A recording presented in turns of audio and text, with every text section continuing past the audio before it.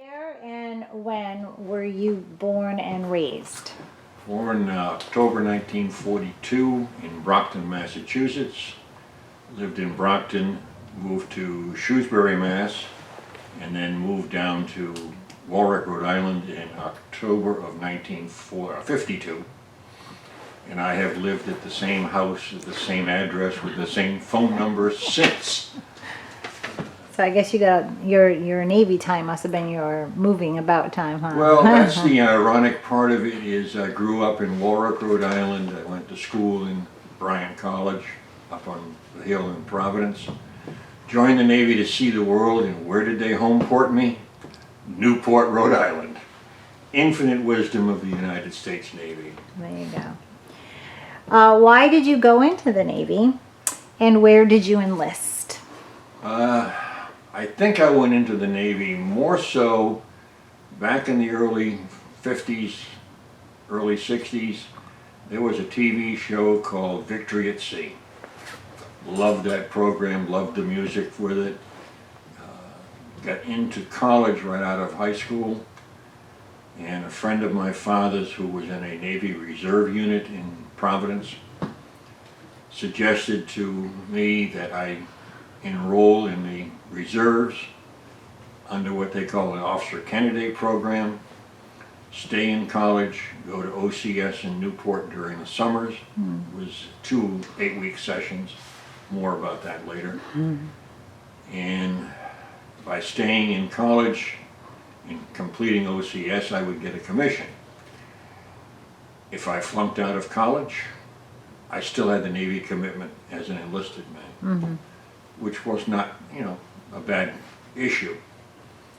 But the virtue of it all is that I spent almost 3.5 years as an enlisted man, called a white hat, prior to beginning commission. Gave me a much better, I think, understanding of what my duties as an officer would be and an understanding of how to do that. I'm very pleased with that. We enlisted right here in Providence. Did my boot camp at Great Lakes Naval, as many of other people have done, including my granddaughter, who graduated Great Lakes last November. So you went through boot camp? Oh yes. Not just OCS? Had to go through boot camp to join the reserve unit. Okay. And that was a 2-week stint in that. And what year was that? That would have been 1961, maybe. Yeah, 61, I believe. Well, and do you have any interesting boot camp stories that you recall? Don't remember that much about it. Well, what did you think the value of boot camp is or was? It brings a lot of young men, up into the point where they're not thinking about themselves so much anymore. They're thinking about how to work as a cohesive group of people. Admittedly, I was only there for 2 weeks for reserve training. The normal boot camp is 8 or 10 weeks, I think. I can't remember exactly. It was 8. Well, I know 8, and then I think one of the gentlemen that was sitting here earlier said they were one of the last to go through when it was 12. So, yeah. But between that, once you get out of the boot camp, you get assigned to the ship's company as the reserve unit. Yes. And when we went out to sea for whatever reason, we did Guantanamo for refresher training, various and sundry other activities. I don't remember more details, but I can remember some of the things that I did. And in that reserve unit, I think only 1 or 2 of the officers and several of the chiefs knew that I was in this OCS program. So one of the chiefs basically told me at one point that as an officer, you cannot order an enlisted man to do something that you either have not done yourself or were willing to do if necessary. Because the enlisted ranks, they'll know immediately that you're just telling them to do something that you have no idea what's involved. So that relationship makes a big difference when you get your commission. It's how you treat yourself, it's how you treat others around you. Wow. So, Sound like some sound advice. Did it come in handy along the way? Oh, absolutely. And when I did finally finish college and got my degree and got assigned to a ship, finished OCS on a Friday, went Monday morning to the Naval Justice School in Newport for 6-7 weeks, because every ship needs to have a legal officer. Thank you very much. And you were college. Oh, yeah. And right out of college. Yeah. So all that stuff was fresh. Oh, absolutely. And when I reported to the Fiske in October of '64, fresh out of justice school, fresh with my white shiny ensigns and whatnot, one of the first things, because the ship was being frammed at that particular point, or just finishing up, I got an invitation about a week after being aboard. And I say invitation because on board a ship, the chief's quarters is pretty much sacrosanct.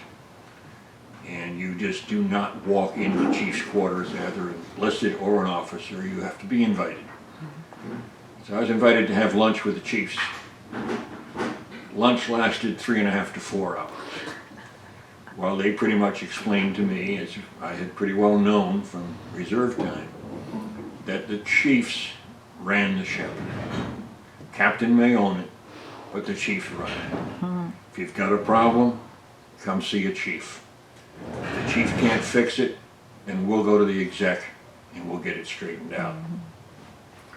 Words that well worked over the 4 years that I was in active duty. And I would think that I would be able to say I never really had any substantial issues with the enlisted rank in any area, in any division on board the ship.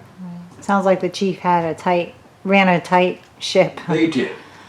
So that And, helped. you know, they've earned the respect, and they understand that, you know, the officers are there for a specific purpose. That's the hierarchy of the military. But by the same token, if you don't understand the relationships between the hierarchy, then you're just doing your own self a disservice. Right. And we had a couple of officers that did that. So you got to see that spin out of control. Oh, basically. absolutely, Right. absolutely. So how long were you on board the Fiske? October '64 until probably November or so of '67. Then I rotated out to a destroyer escort out of Pearl Harbor. Which one? The USS Forester, DD-842, 339 or 334, I can't remember exactly. So you were reserves. You were activated and then sent to the Fiske? How did that work? I enlisted as a prospective, officer candidate and signed an obligation for X number of years. Oh. So So I had you to- changed over from reserve into so you became an active duty. Correct. Okay. And then, so you went on to another ship. How long did you end up serving total then? That was a year, 14 months, and at that particular point in time, my enlistment was coming near an end, and I had choices to make. I had been recently married in April of '67, and it was 75% of my time for the last 4 years had been spent at sea. Right.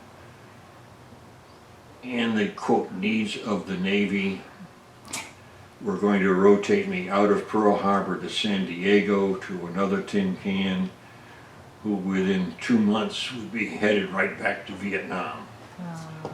So I weighed out my options and said that I've done my service, I'm complete. So they ended up sending me home, and I arrived back in Rhode Island Christmas morning of 1968. Wow. Just before the whole Vietnam stuff, right? Well, Yeah, in but part of it. Getting towards the end of it, it was winding Yeah. down at that particular point. So what was your rank on the ship? I started aboard as an ensign. I left the Fiske as a lieutenant junior grade and got my full lieutenants while I was aboard the Forester, again back in Vietnam. So you didn't get to go to Pearl Harbor though. Oh yes. So you did there's- leave the area finally. She was stationed there. My wife was able to accompany me to Pearl Harbor, and at one point during that cruise, the Forester became station ship Hong Kong for a 2-week period. So my wife and another wife flew out from Pearl to Tokyo to Hong Kong to visit us. That's cool. That was a nice trip. Sounds like it. What was your main job that you had to do when you were on board ship, and what did that entail? I was initially an assistant communications officer in charge of Radio Shack, signal division, signal bridge. And that was the primary. Shortly after getting aboard Fiske in, I guess, the spring of '65, myself and another officer, Dieter Olson, were sent temporary duty down to Dam Neck, Virginia, to learn how to excuse me, operate and fly the drone helicopters commonly called DASH. Drone Anti-Submarine Helicopter, I believe. What year was this? 65. Okay, thank you. Sorry. It's quite all right. So that was like an 8 or 10 week rotation down there, learning how to operate the birds. Substantially, they sent 2 officers because you needed 1 officer on the flight deck in order to, excuse me, launch and recover the drone. The other officer would be in Combat Information Center, and theoretically you would swap control of the drone from the deck station to the CIC, and he could operate the drone doing anti-submarine warfare exercises. Once the exercise was complete, control had to be transferred back to the deck station so that that officer could physically land the drone on the deck. Not the easiest thing in the world.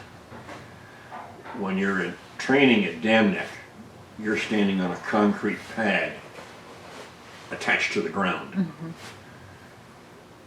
You're on board ship, and I think they're working on getting the deck station put back together here. Mm-hmm. The controls are a joystick and a thumb wheel. Thumb wheel adds altitude to make the bird climb or drop. The joystick to change direction. Unfortunately, as the ship rolls, if you're not cautious with your joystick, it's going to pick up the roll of the ship at the same time. So you learn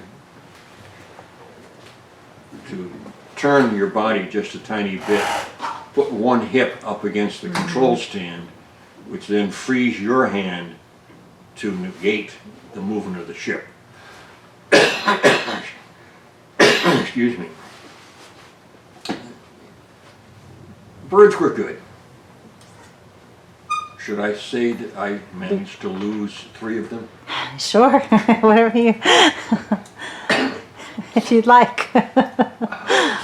Among other incidences. So tell me about that. The first bird we lost, I was on the deck station, Dieter was in CIC. We had launched, swapped control to Dieter.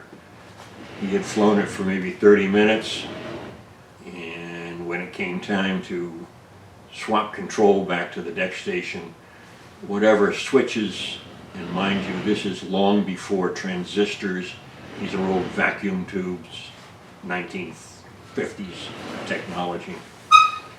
We never could regain control of the bird.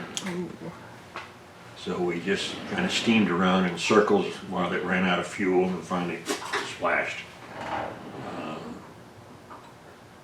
The second one, we had been flying, and again, I was on the deck station. I don't know why I got picked.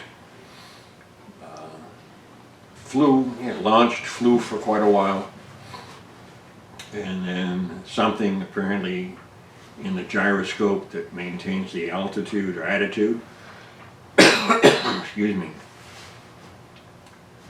got lost.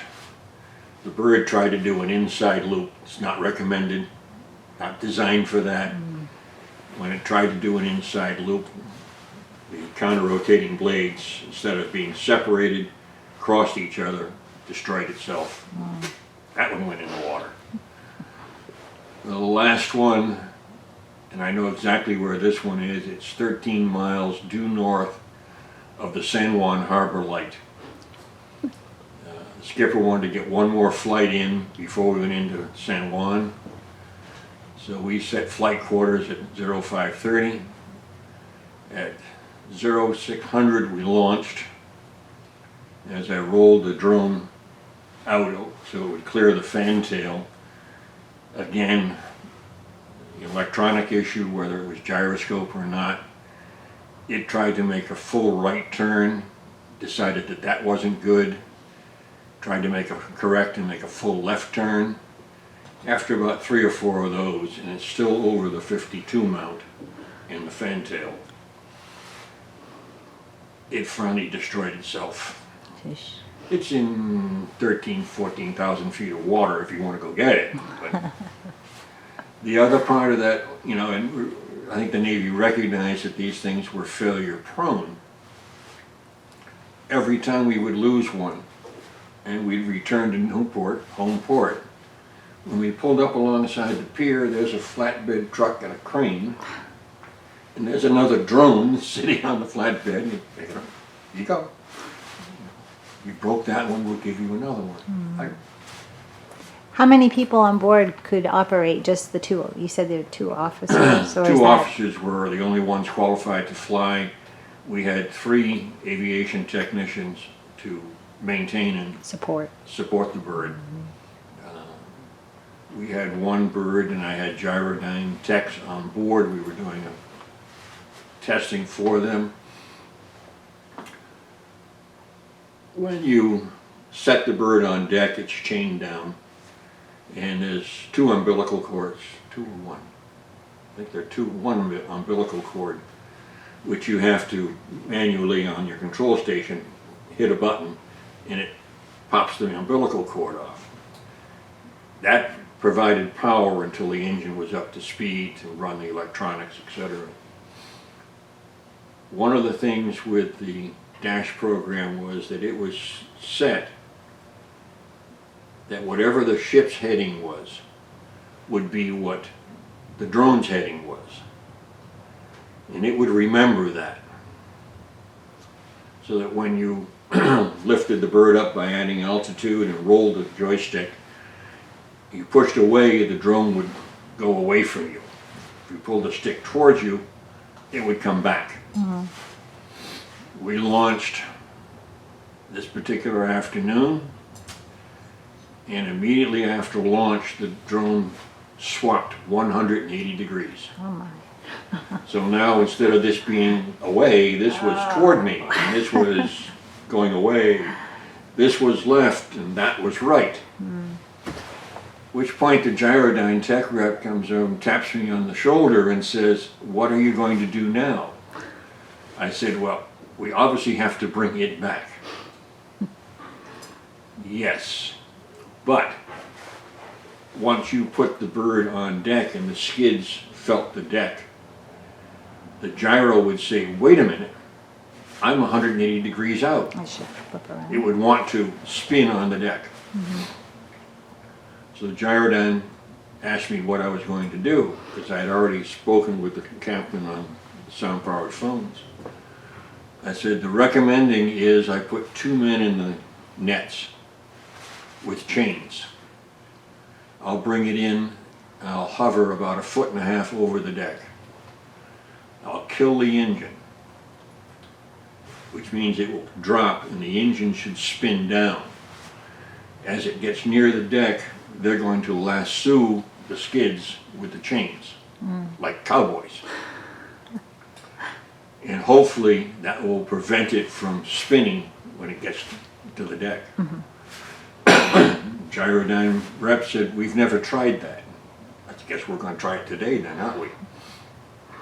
We brought her in, killed the engine 1.5 feet off the deck, and my crew, good as they are, they hit it with chains immediately. It hit the deck and it moved about 30 degrees before the chains held it and the engine spun down enough to kill the gyro. Saved the cost of another bird. Well, they're around $183,000 a piece. Again, I never got billed for them, so I'm happy with that. No kidding. Okay. Well, that was the main job. That's what you did mostly on the Fiske? Okay. My primary, well, you have your job as a division officer or assistant division officer, the dash, all the normal paperwork that's involved with being an officer and reports, da-da-da-da-da. The biggest part, and the part that I missed the most, is standing underway watches on the bridge, either as the junior officer of the deck or the officer of the deck once you get your qualifications. It's the, you're 22 years old. You've got a commission in the United States Navy to be an officer. They give you all these responsibilities of, I'll put you in charge of a destroyer. When you're the officer of the deck or junior officer of the deck, you're the number 3 or 4 person. Captain, executive officer, officer of the deck, junior officer of the deck. Of the last two, one or the other is what would be called the conning officer. He's the one that gives the commands for the helmsman and the lee helmsman. You're 22 years old. You got 3,200 ton ship beneath you, 60,000 shaft horsepower. You can go like crazy if you want. You can turn left, you can turn right, and 270 people do exactly what you tell them to do without question. Because that's, their understanding is you know what you're going to do, that you're not going to endanger them. And the biggest part of it is that unless you continually think about what is going to happen, or what could happen, and be prepared for that contingency, then you're running the risk of endangering your shipmates. I can't afford to have that happen. Right. So you develop situational awareness very rapidly, and you run through various scenarios of what am I going to do if this happens, so that when it does, it's not something you have to think about. It comes automatically. And you're ready for all that You're ready for responsibility. it. Right. You've anticipated it. You know what sequence of commands have to be done. And as I was talking with the two fellows that you had just interviewed earlier, they being more in the what they call snipes, engineering department. When you're up in the bridge as conning officer, you have to have an intimate knowledge of what's going on in your engineering spaces. How many boilers do you have on the line? How many engines do you have? What are your capabilities for those engines? How fast can you go now if you need to? How long is it going to take for them to stop those two engines when you're doing 21 knots to go all back emergency full? It's not something that you can happen instantaneously. There are a lot of people, a lot of things that have to happen, and if they don't happen in the right sequence, you're creating more of a problem. So these are all things that, as an officer, you need to know. If you don't bother getting in my ship.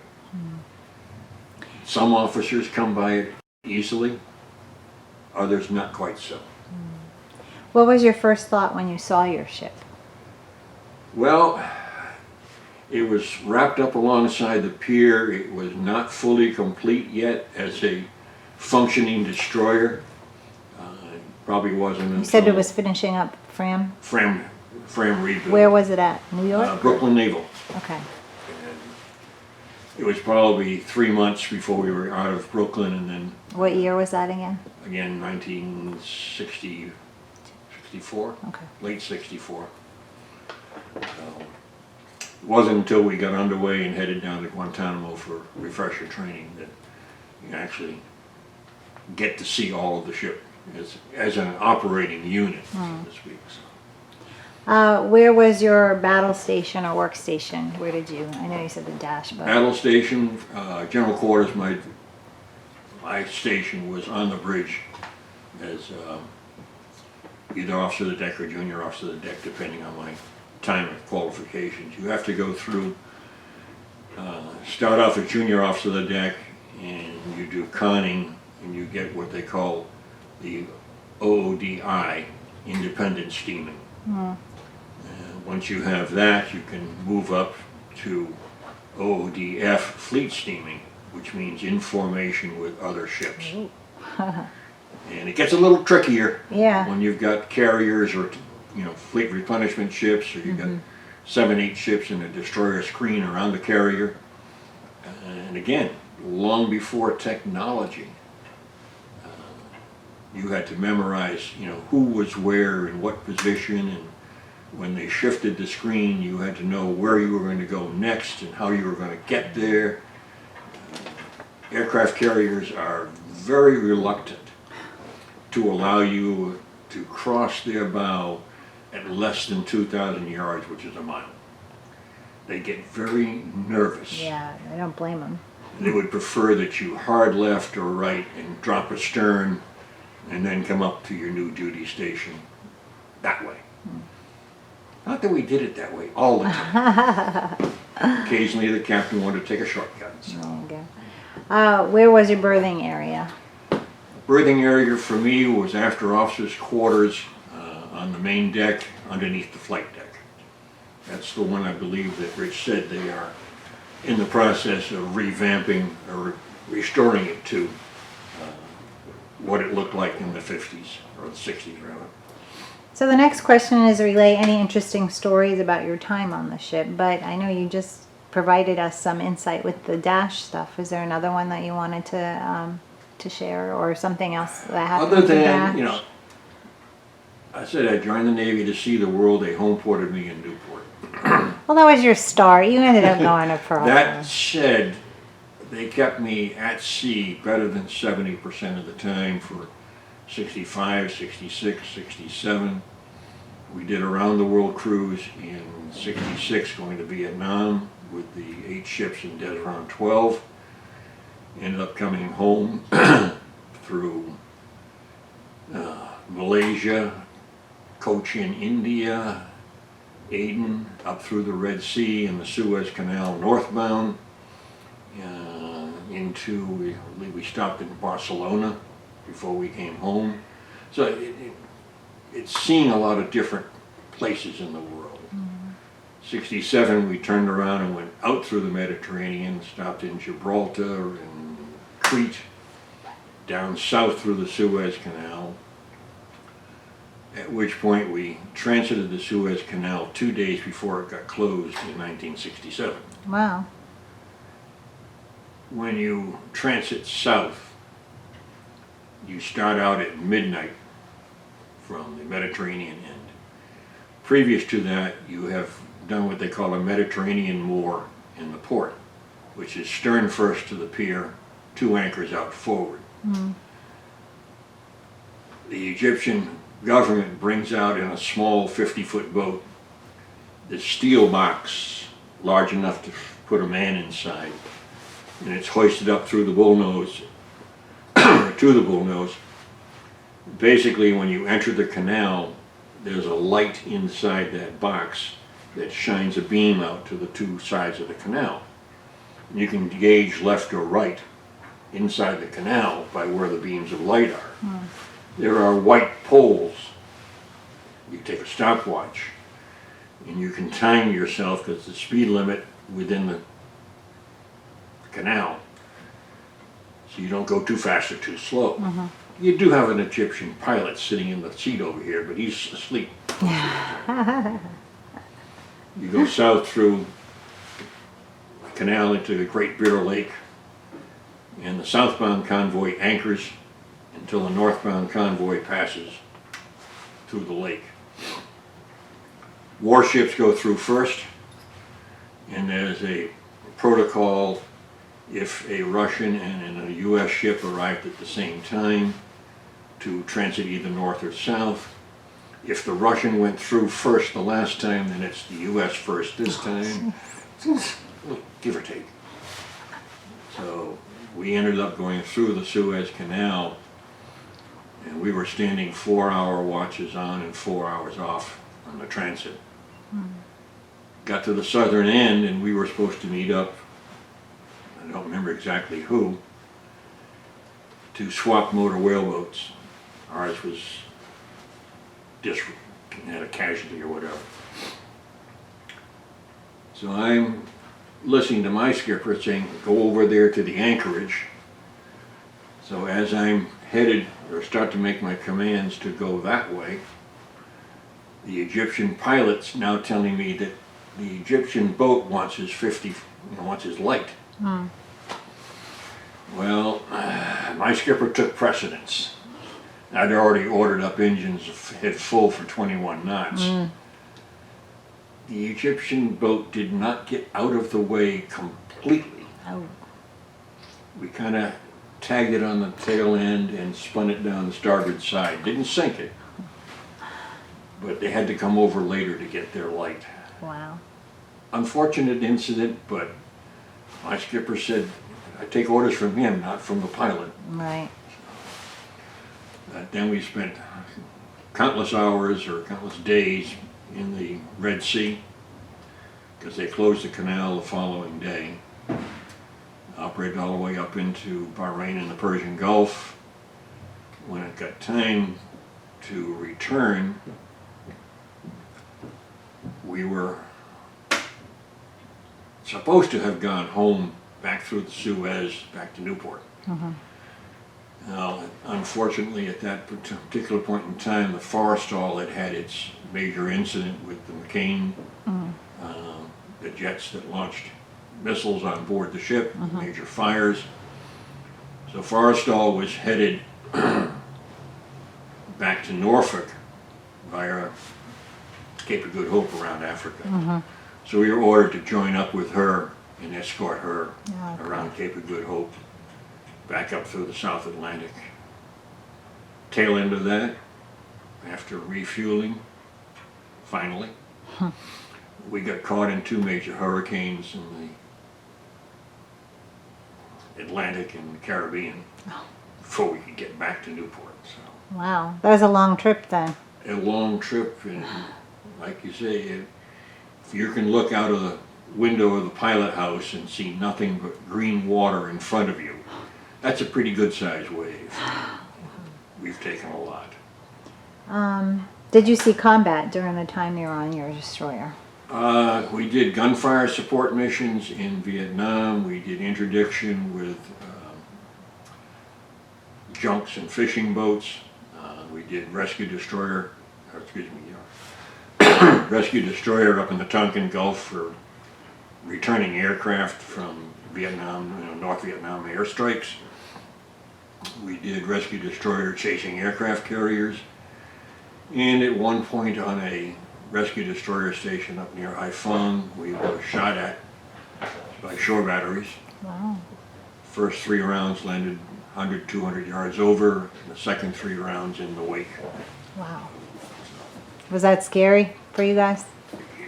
You don't get scared initially, you react. Things happen, and this is again goes back to you've prepared for contingencies of what could happen. What are you going to do if this happens?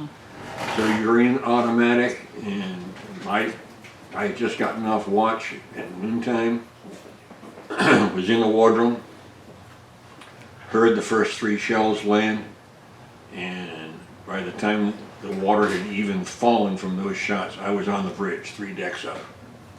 Don't know how I got there, but I got there and relieved the watch because that was my general quarters station. And that everything else goes in automatic from that. You relay it, you piece it back together later, but not right now. Right. Good old Navy training, right? Any other interesting events or missions that you want to... Oh, I think that there's probably 3 or 4 more hours of this. But That's okay then. I think we should allow someone else to do their thing. What do you recall about your ship and the crew? Let's focus a little bit more on the crew camaraderie or lack of, or what you thought about it all. I think personally that I was well respected, both professionally and personally. I did not find out until 2001 that the ship had a reunion group. And reunion that year was held 2 weeks after the September 11th Oh. incidents. We were down in Jacksonville. And I was a little reluctant to go, but I found out that I was well received. And we hold reunions every 2 years. Within 2 years, I got voted up to be first vice president. Served as president, I think 2005 to 7. Walked out of that meeting as ex-president and new treasurer. And I've been the treasurer ever since. Apparently nobody else wants the job. Right. One of the reunions, I don't remember where we were. We were sitting around on a Saturday afternoon. There was probably 6 or 8 of us sitting at a table. And most everybody had been talking. One fellow was real quiet. And finally someone asked him, he says, "Why are you so quiet?" He says, "I'm just sitting here observing." He said, "But I have to tell you one thing." And he pointed over to me and he says, "I served with Mr. Rapson on board when I was on the Fiske." He says, "I have to tell you, he was the fairest officer that I met during my time in the service." I had no response for him. You know, this was 2013, 15. That was in 1964, 65, 67. How many years? How did it make you feel? Oh, fantastic. You know, there aren't words that you can describe to get that kind of reaction from somebody after that many years, that it left that big of an impression on him. So I feel pretty good about it. I feel pretty good. Well, we'll go to how did your service and experience affect your life? Something like that. Married, 3 kids, daughter-in-laws, son-in-laws, grandchildren. I think that the military service gives you a different outlook on how you approach things on a day-to-day basis, what kind of work you want to do, how you do that particular job. Organizational skills, I think, are still there. Like I said, I've been treasurer of my reunion group since 2007. I belonged to a Masonic lodge for 39 years. I've been treasurer there for 34. We have a building association that we took over in 2003. I'm still the treasurer.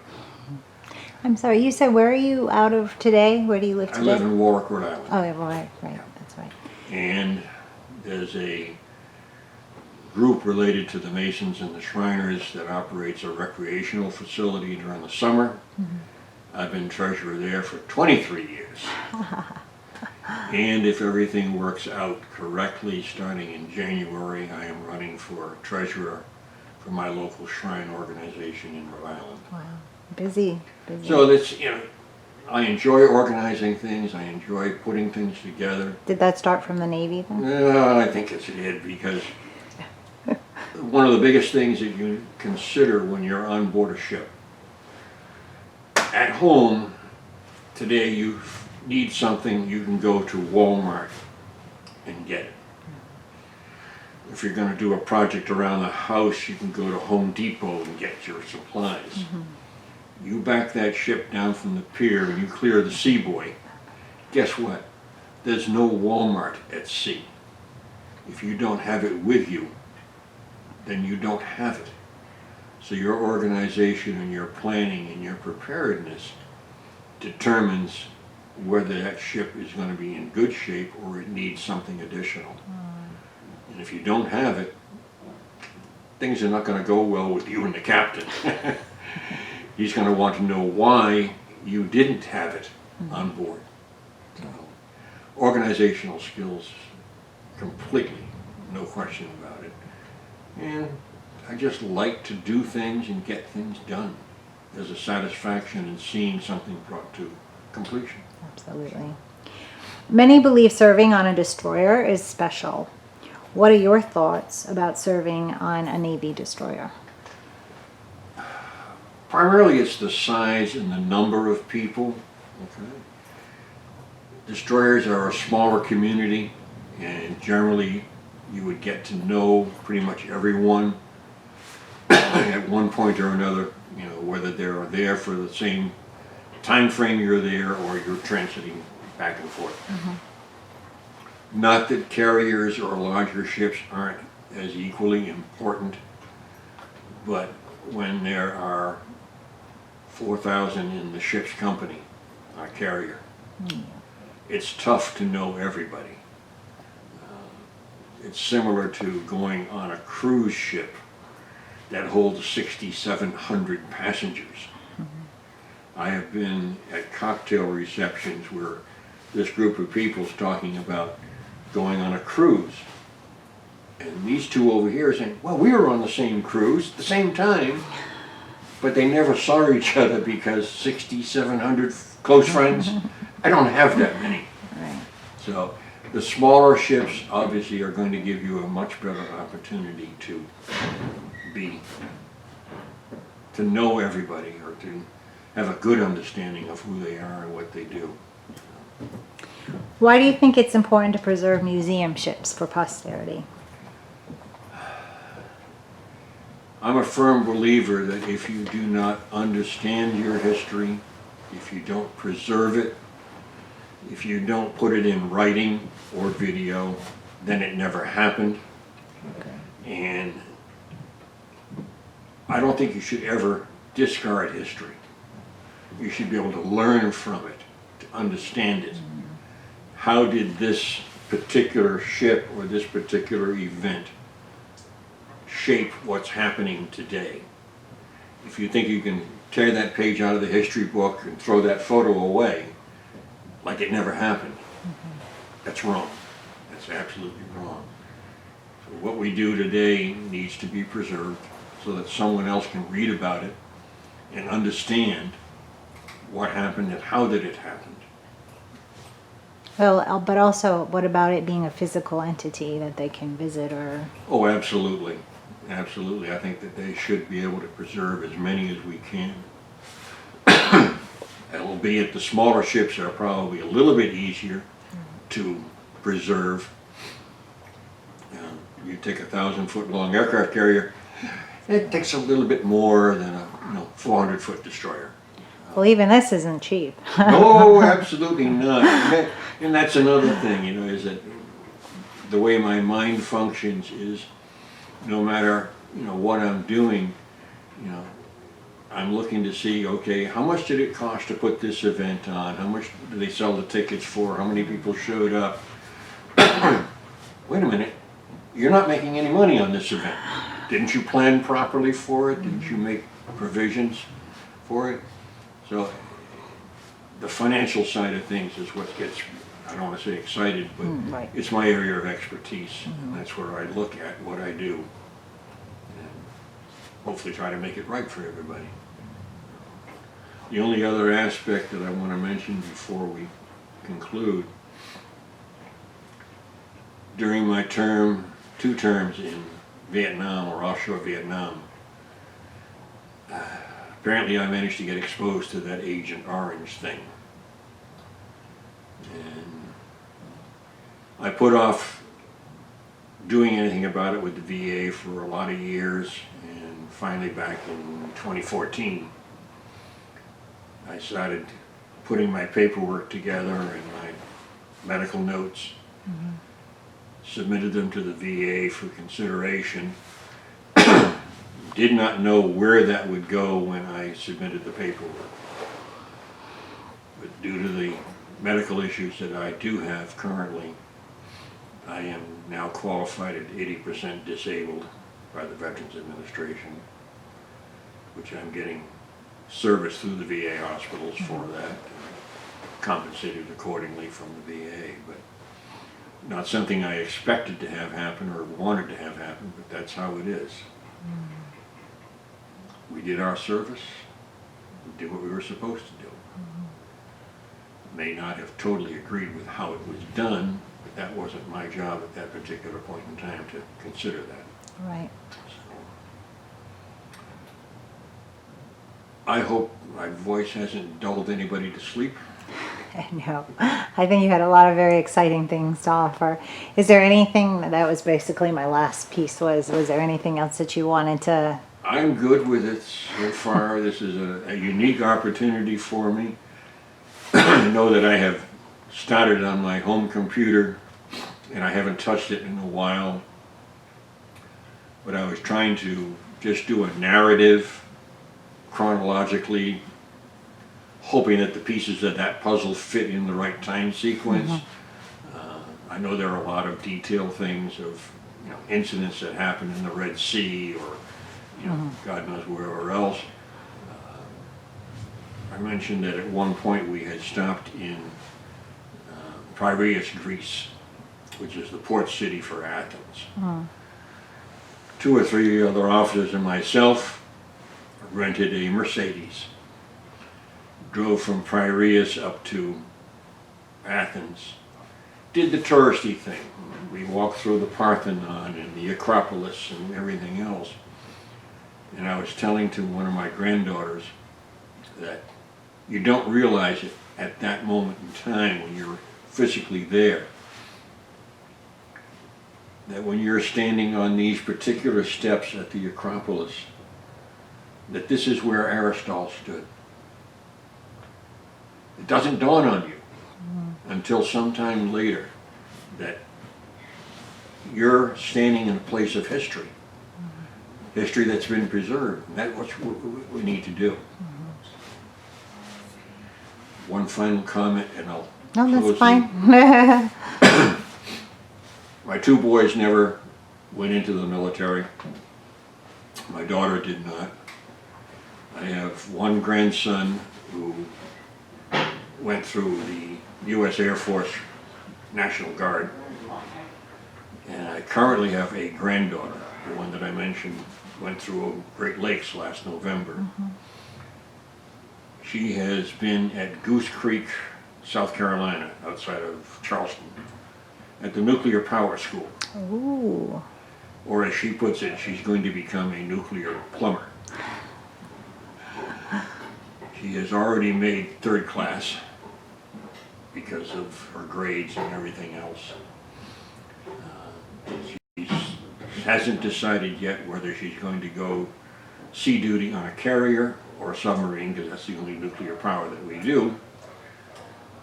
But my basic statements to her was, 1, take everything that the Navy is willing to teach you in nuclear power. You can afford, you were in at 19, you can afford to spend 20 years of the Navy training you. Retire before you're 40. And if the day you retire is a Friday, on Monday morning, you're going to go to work for the same companies that just spent 20 years teaching you how to operate Navy equipment. You'll have a full Navy pension, you've got another job, and you'll do exceptionally well. And I said, there are 2 other things you need to know. Your dad is always going to be your dad. And if you look over your left shoulder, your dad's always going to be standing there. But if you look over your right shoulder, your Navy grandfather's got your 6. He's going to be there forever. And he's going to be watching you. At that point, she turned and gave me a big hug and a kiss. Thank you, Grandpa. I'll be looking for you. Cute. I think we're done. There you go.